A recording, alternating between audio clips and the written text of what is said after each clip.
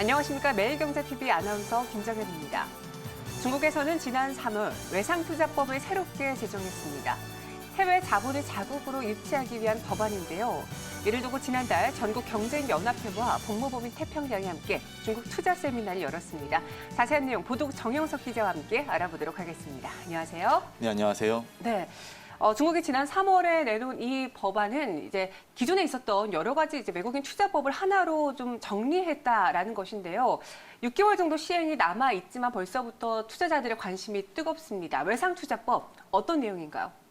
네, 중국의 국회로 볼 수 있는 전국인민대표회의를 줄여서 전인대라고 하는데요. 이 전인대에서 지난 3월 15일 외상투자법 제정안을 통과시켰습니다. 이 법은 그동안 나눠져 있었던 외국인 투자 관련 법들을 하나로 통합해 만든 새로운 법입니다. 그 주요 골자 내용을 보면 외국인 투자 기업을 차별 대우하지 않고 보호한다는 내용인데 결국은 외국인 자본을 다시 중국 내로 끌어들이기 위한 법안인 겁니다. 이번 세미나에서는 이 외상투자법이 도입된 배경과 그 내용들을 알 수 있었는데요. 그 자세한 내용은 영상으로 만나보시겠습니다. 최근의 환경에서 보면 상당히 중국이 또 개혁 개방한 지 40년이 됐고 중국에 또부터까지 15년이 지났고 또 새로운 개방은 새로운 전략을 가지고 가야 됩니다. 그래서 중국의 제2의 개방이라고 표현을 하죠. 제2의 개방, 제2의 개방 전략 우리가 잘 아는 대로 1대1로 제는 BRI. 그러니까 시진핑 2개 들어오면서 가장 핵심적인 전략이 BRI인데 BRI 전략은 1대1로, 이따위로는 기본적으로 중국의 경제 외교 전략. 단순한 협력 전략이고 경제 외교 전략이고요. 그 안에서 보면 중국이 나가서 협력을 하는 거예요. 중국에 가지고 있는 기본을 해외에 가서 활용하는 전략이죠. 그리고 넓혀가는 겁니다. 그런 과정에서 보면 중국이 받아들이는 게 중요한지 아니면 나가는 게 중요한지 우리가 알 수 있다. 큰 틀 안에서 보면 전체적으로 특히 중국이 2013년에 1대1로 전략 지점을 해서 상당히 외국인 투자 전략과 해외 투자 전략이 변하게 됩니다. 인진라이를 중시하느냐, 저어 주치하느냐, 아니면 인진라이와 저어 주치를 병중하느냐, 병중. 최근에 중국 외국인 투자 들고 또 중국에 대한 비판이 오니까 중국에서 어떤 입장이 되면 외국인 투자가 또 줄었습니다. 상대적으로. 그러면서 저런 상태가 나타나니까 외국인 투자를 중시하는 쪽으로 가야죠. 해외 투자 상당히 강조를 하다 보니까 어떤 문제가 발생하냐면 해외 투자의 효율성이 떨어지고 문제도 발생하고 그런 과정이 있으니까 이걸 잘 결합하는 것이 중요하겠다는 거죠. 그래서 지금은 해외 투자와 외국인 투자를 잘 결합해서 가장 효율적인 시스템을 가져가는 것이 지금 외국인 투자 정책 기본이다. 그런 과정에 이제 미중 마찰이 나타났고 그런 과정에 그러다 보니까 중국 외국인 투자법을 외상 투자법을 오늘 만든 건 아니거든요. 5년 전부터 이미 그걸 바꾸려고 시작을 했었고 그것들이 5년 만에 새로 만들어진 거예요. 그 안에 보면 이미 그 전부터 외국인 투자제도를 바꿔야 된다는 그런 인식이 있었거든요. 근데 큰 틀 안에서 보면 저러한 그 중국의 거시적인 흐름 안에서 외국인 투자 정책이 변해가고 있고 새로운 외국인 투자 정책과 제도를 만들어가고 있다. 이렇게 이해를 할 수가 있습니다. 네거티브 리스트 시스템은 이전에 반대가 이제 포지티브 리스트 시스템인데 포지티브 리스트 시스템은 뭐냐면 요거 장려하고 요거까지만 할 수가 있습니다라는 건데 네거티브는 요거는 안 되고 요거 제한을 하고 나머지 다 됩니다 이런 거예요. 그러니까 상당히 개방의 폭이 넓어져 버려요. 상당히 많은 변화가 있다는 거죠. 그리고 규제 완화. 그 대신에 말씀드린 보고나 심사를 강화하는 쪽으로 가는 거죠. 안전적으로 연결해서 그런 거고 FDI와 ODI 어떤 현 규제 또 하나는 중국이 최근에 첨단 산업화라든지 그다음에 국산화와 FDI를 연계하는. 그러려면 결국은 앞으로 FDI의 흐름이 결국은 중국이 가지고 있지 않는 국산화에 필요한 보다 첨단 소재 쪽으로 갈 수밖에 없고 그런 쪽으로 이제 우리 그 시장이 그쪽으로 열리기 때문에 그런 전략도 있다라는 겁니다. 그래서 중국이 추구하는 5G라든지 스마트 문제라든지 그 진능, AI라든지 인터넷 플러스라든지 바이오 관련해서 이런 기업들에 대한 기업들이 우대를 받게 될 거다. 그다음에 시장이 변합니다. 최근에 본 중국 경제에서 중국은 중고적 성장이라고 표현합니다. 경제 성장률은 이미 6%대로 나갔고 점진적으로 내려갈 수밖에 없다. 과거처럼 두 자리 성장 불가능한 거죠. 전체적으로 내려갈 것이고 또 하나 미중 마찰이 만약에 장기화된다면 중국이 목표라는 그 성장 목표를 달성해 주지 않아진다. 그런 리스크는 있다. 그러니까 그런 리스크는 발생하고 불확실성이 증대한다는 측면에서 결국은 중국이 성장이 둔화되면 수출 중심의 성장에서 결국은 내수, 특히 내수도 투자 중심의 성장을 하는 과정에서 나타난 게 공급 과잉 문제거든요. 자, 그런 것들을 해소하는 방법은 소비 중심의 전략으로 갑니다. 결국은 소비를 중심으로 한 내수 발전 전략으로 가게 돼 있고 중국의 소득 수준이 바뀌고 이미 올해 아마 이제 $10,000 시대가 될 겁니다. 13억, 14억 인구가 1인당 소득이 10,000불이 넘는, 그 다음에 PPP로 계산하면 20,000불이 넘는 아주 거대한 시장이 바뀝니다. 1만 달러 시대와 5천 달러 시대의 소비 구조가 전혀 다르다. 새로운 변화, 새로운 소비 패턴이 나타난다는 거고요. 또 하나는 Z수요라는 거. 우리 아시는데 2000년대 이후 세대들이 주도 시장을 주도하는 그런 시절. 과거에 제가 중국말의 표현 중에 원바오 세대가 있을 겁니다. 원바오 세대. 왜냐하면 개혁개방 초기에 힘들었을 때 우리는 먹는 걸 풀어야 되기 때문에 주로 먹는 소비의 중심이 있는 원바오를 해결하는 소비 시대가 있었고요. 그게 제가 볼 땐 최소한 중국의 90년대까지 그랬다. 90년대 초반까지. 90년대 초반부터 시작해서 2000년대까지는 샤오캉, 그리고 2020년 목표죠. 샤오캉의 그 소비죠. 그게 뭐냐면 최소한 중산층의 생활. 이제는 Z세대, 신세대라는 거죠. 기본적으로 소득이 올라가고 그러면서 중고소득의 소비와 새로운 소득 구조들. 그러니까 원바오 시대의 소비하고 지금 Z세대의 소비라는 구조는 전혀 다른 구조다. 큰 시장의 구조가 변합니다. 그러면서 새로운 거가 준다는 거. 그다음에 온라인화. 요즘에 무인 상점부터 시작을 해서 중국의 소비 패턴은 그 어느 나라보다도 빠르게 바뀝니다. 온라인 전자상거래가 중국 내수 소비의 20%를 넘습니다. 그 전자상거래 비중이. 그러니까 그런 변화들이 큰 흐름이 있다. 그다음에 중국 기업의 부상. 중국 기업의 부상은 한국 기업, 외국 기업 때 좋은 거냐 나쁜 거냐는 측면에서 보면 중국 기업이 부상하면 그 기업을 합력할 수 있는 기회는 있지만 결국은 경쟁은 치열해집니다. 우리가 통상적으로 BAT라고 했던 BATH, 요즘에 화웨이까지 벌써 이제 BATH로 해서 이런 기업들이 첨단 산업에서 이런 벤처금이 늘면서 중국 기업이 빠르게 성장한다. 그러면 결국은 경쟁적인 측면에서는 외적의 기업들 아주 플러스는 아니다. 치열한 경쟁을 해야 되겠죠. 또 하나는 시장이 커가고 전체를 커가면서 우리가 중국 내에서 많은 외적 기업들이 시장을 잃어가거든요. 한국 기업뿐 아닙니다. 모든 다국적 기업들도 마켓쇼를 잃어가는 이유는 뭐냐면 그만큼 그 중국 내 기업들이 성장을 하고 있고 그 안에서 중국 기업들의 포지션이 가져가는 거예요. 그 어느 나라도 똑같은 거죠. 외적 기업의 포지션이 주는 게 다냐.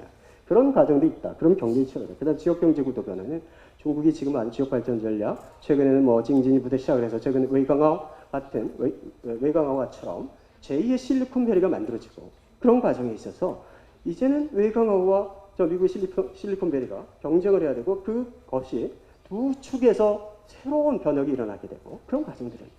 전체적으로 중국의 큰 틀 안에서 구조적으로 지역적으로 변화합니다. 또 하나는 미중 통상 마차에 대해서 기본적으로 저희는 미중 통상에 대해서 중국의 입장을 저는 이렇게 했습니다. 기본적으로 협상을 통해서 해결한다. 는 저게 기본이다. 또 하나는 중국 내에 제가 여러 학자들을 만나보고 그 이렇게 들어보요. 중국의 기본적으로 개방 정책에 우리 시진핑 시대의 새로운 개방 정책 하나가 뭐냐면 이 카이방 추가 이겁니다. 개방을 통해서 국내 제휴를 개혁한다는 기본적인 대외 정책의 기본 큰 흐름이기 때문에 제가 여태까지 중국의 글을 보면서 미중 마찰을 초기에 다룰 때 결국 개방을 통해서 국내 제도를 개혁하고 시장을 바꿀 수 있는 거기 때문에 개방은 좋은 곳이다라는 입장이에요. 그래서 그런 측면에서 중국이 개방을 할 거고 다만 속도의 문제다. 속도는 미국은 미국의 속도로 따라오라는 거고 미국 요구는 다만 중국은 내의 속도가 있다는 거죠. 근데 그런 과정에서 보면 미중 마찰이 중국의 개방을 속도를 좀 빠르게 할 수 있다라는 거죠. 그런 측면에서 이게 합의 가고 그런 과정의 협상 과정이 이루어졌다라고 생각합니다. 다만 이게 지금 현재는 관세 전쟁이라는 형태로 나타났죠. 관세를 서로 부과하는. 하지만 최근엔 미국이 화웨이에 대한 엔티티 리스트를 하고 거기 저까지 그러면서 이게 기술적인 측면에서 보면 이렇게 이제 핀셋 규제를 하는 거죠. 전반적으로 기술의 모든 것을 이렇게 하는 건 아니에요. 그죠? 특정 기업, 특정 산업에 타겟팅을 해서 하는 거예요. 반도체와 5G. 그죠? 그리고 또 어떤 분야가 할지 모르겠어요. 이러면서 업종별, 특히나 IT 관련 업종에서 그런 불확실성이 커지고 있다. 계속 미국은 그걸 포기를 하지 않을 겁니다. 관세 전쟁, 무역 협상이 이루어진다고 해도 중국 기업의 기술적 도약을 막으려는 그런 시도는 계속될 것이다. 그런데 중국이 협상을 통해서 문제를 해결하고 하고 또 이번에 개방을 통해서 국내 개혁을 하려 한다. 그래서 중국에서 어떤 표현이냐면 학자들 이번에 미중 마찰 우리가 2001년 중에 WTO 가입을 했고요. 이번에 개방 미중 마찰을 통해서 중국은 제2의 WTO 가입이라는 인식으로 국내에 필요가 있다라는 거죠. 개방을 통해서 국내 제도도 바꿔야 되고 바꿀 게 있습니다. 그런 것들이 기회를 삼자라는 측면에서 제2의 WTO 개방이라는 표현을 쓰거든요. 그런 측면에서 접근한다 그러면 중국 입장에 충분히 이걸 소화할 수가 있다. 그런 측면에서 만약에 그러한 협상이 이루어진다면, 특히 이번에 이루어지고 있는 6개 분야에 대해서 협상이 이루어진다면 중국의 제3자 입장에서 봤을 때, 중국에 투자를 하는 한국 기업의 입장에서 봤을 때 좀 더 개방되고 좀 더 나은 환경에 투자 환경을 만들 수 있겠구나, 그런 긍정적 기대는 있습니다. 그런 측면에서 보면 미중 통상 마찰에 있어서 중국이 보다 지혜롭게 협상을 통해서 더 이상의 충돌을 받지 않고 그렇게 가게, 그렇게 함으로써 불확실성을 줄여주게 되는 제3자 입장, 투자자 입장에서 기대하고 있다라는 측면에서 좀 말씀드립니다.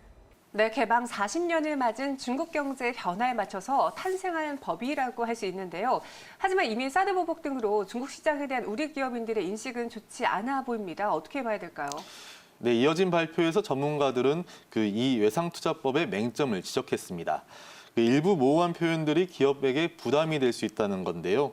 인구 14억 명에 달하는 가장 큰 시장을 포기하라는 얘기가 아니라 중국 경제의 변화에 맞춰 우리 기업이 접근했던 방식을 과거와 다르게 해야 한다는 게 전문가들의 의견이었습니다. 중국 시장에 관심을 갖고 있거나 이미 진출한 기업들은 법 시행에 따른 변화를 꼼꼼하게 체크할 필요가 있어 보입니다. 자세한 내용은 영상을 통해 보시겠습니다. 이 외상투자법에서 이제 외상투자가 무엇이냐라고 정의를 하는데, 다른 부분은 굳이 말씀 안 드려도 될 것 같은데요. 좀 모호한 조항이 들어갔습니다. 뭐냐면은 외국 투자자가 직접 또는 간접적으로 투자하는 것도 외상투자의 이제 범위에 들어갔습니다. 이 외상투자법에서 이제 크게 이 외상투자, 그다음에 외상투자 관리, 외상투자 촉진, 외상투자 보호, 이 세 가지 영역으로 이제 구성되어 있는데요. 이제 큰 틀에서 외상투자 관리 제도를 이렇게 선언을 하고 있는 겁니다.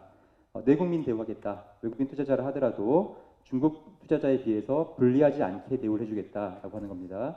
이 네거티브 리스트는 블랙리스트랑은 다른 개념입니다. 그거는 아실 것 같으니까 제가 설명드리지 않겠는데요. 이 네거티브 리스트 관리 제도를 도입하겠다라는 부분을 확인한 겁니다. 제가 확인이라는 표현을 쓴 거는 사실 이미 외상투자법 이전에도 여러 가지 법률이랄지 외상투자 산업지도목록 변화를 통해서 이미 이렇게 네거티브 리스트로 바뀌려고 하고 있었습니다. 이걸 이제 외상투자법이 한 번 더 확인해 줬다라고 이해하시면 될 것 같습니다. 비한 제도가 도입됐다라는 건데요. 비한 제도는 뭐냐면은, 비한이라는 말은 비준과 다른 의미인데, 비준은 이제 어프로벌이라고 많이 번역을 하고요. 비한은 파일링 또는 등록 이렇게 번역을 합니다. 말 그대로 비어프로벌은 이제 행정기관이 재량권을 가지고 승인 여부를 결정해 주는 거고요. 그다음에 비한은 포멀리티, 형식적인 게 맞으면은 자동으로 등록이 될 수 있다는 겁니다. 이게 2016년도에 이제 도입했는데, 그때만 하더라도 이대로 될 것인가라는 의문이 있었습니다. 그러나 굉장히 예상보다 빨리 실제 업무에서도 비한 제도로 많이 바뀌고 있습니다. 그렇기 때문에 과거에는 이제 좀 중국에 대한 통념이, 중국에서는 쉽게 하는 말이 되는 것도 없고 안 되는 것도 없고, 회사 하나 설립할 때에도 몇 달이 걸릴 수도 있습니다 이렇게 했는데, 지금은 아주 예외적인 경우를 제외하고는 대부분 다 한두 달 내에 법인 설립할 수가 있습니다. 그렇기 때문에 이제 많이 이런 게 절차가 간소화되고 더 효율화가 됐다라고 이해하시면 될 것 같습니다. 여기서 이제 이 경영자 집중 심사라는 게 있는데, 이건 하나 자체로서 굉장히 큰 대화 꼭지라서, 설명 꼭지라서 제가 상세히 말씀 안 드리겠습니다. 간단하게 말하면 이제 마치 한국에서도 한국이나 미국이나 다 비슷한데요. 어떤 기업 새로 합자를 한다거나 다른 기업의 지분을 인수한다거나 합병한다고 했었을 때 이제 그런 기업 결합 심사를 합니다. 머저 리뷰라고 하는데, 이걸 하고 있는 겁니다. 근데 이걸 다시 한번 주의적으로 이제 확인을 했었습니다. 촉진 측면에 있어서는 이제 여러 가지 좋은 말들이 많이 있죠. 그래서 이런 안전, 투명, 예상 가능한 시장 환경을 마련하겠다. 그리고 정보 조달에도 공정하게 또 공평하게 참여할 수 있도록 보장하겠다. 이 수용 부분인데요. 사실 이것도 중국의 물권법이나 기존 법률상 또 인정이 되고 있는 부분이었습니다. 근데 다시 한번 이제 외상투자법이 이걸 확인해 준 것입니다. 그러니까 외국인 걱정하지 말고 투자하세요. 중국에 투자한다 하더라도 정부가 함부로 수용 못합니다라고 말을 한 겁니다. 다만 한국이랑 좀 다른 부분이 있습니다. 한국은 이제 물론 국가 공공이익을 위해서 이제 법률에 따라서 수용을 하는데, 한국은 이제 완전 보상이 이제 원칙인데, 중국은 합리적인 보상으로 되어 있습니다. 그렇기 때문에 실제 이제 보상을 하는, 막상 이제 보상 프로세스에 들어갔었을 때 여러 가지 어려운 문제들이 좀 있습니다. 그러나 큰 틀에서 본다면은 크게 한국이랑 차이가 없다라고 이해하시면 될 것 같습니다. 이런 부분들도 이제 행정 간섭 불가하다, 정부 약속을 준수해준다, 이런 부분들도 이제 사실은 상당히 원론적인 내용들이죠. 여기서 한 가지 좀 주의할 부분이 있습니다. 정부 약속 준수란 부분인데요. 이제 이런 거 혹시 아마 중국에 투자해본 다 우리나라 대기업들을 우리나라 기업들은 대부분 다 중국 투자해 보셨을 텐데 특히 이제 2000년도 한 중후반 정도까지 투자하셨을 때는 대부분 그 지방 정부에서 이 투자를 유치하기 위해서 여러 가지 인센티브를 준다고 약속을 합니다. 대표적인 게 이제 토지, 중국은 토지 출량이라 그러는데 토지를 뭐 무상으로 아니면 매우 염가로 출량해 주겠다. 아니면 세금, 법인세나 뭐 부가가치세 이런 부분들에 대해서 뭐 감면을 해주겠다, 할인해주겠다라는 등의 약속이 있습니다. 그런데 이거는 사실은 중국 법적으로 무효입니다.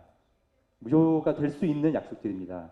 그렇기 때문에 늘 실무상으로는 좀 이제 논란의 여지가 있었습니다. 그래서 이걸 이제 우회하기 위해서 또 법률적으로 너무 드러나지 않게 하기 위해서 변호사들이 여러 가지 머리를 쓰긴 하죠. 그런데 이 부분들이 있었는, 그런 법률적으로는 사실은 무효화될 수 있는 그 약속이었기 때문에 과거부터 지방 정부로부터 이런 약속을 받고도 우리가 늘 불안한 좀 입장이 있었습니다.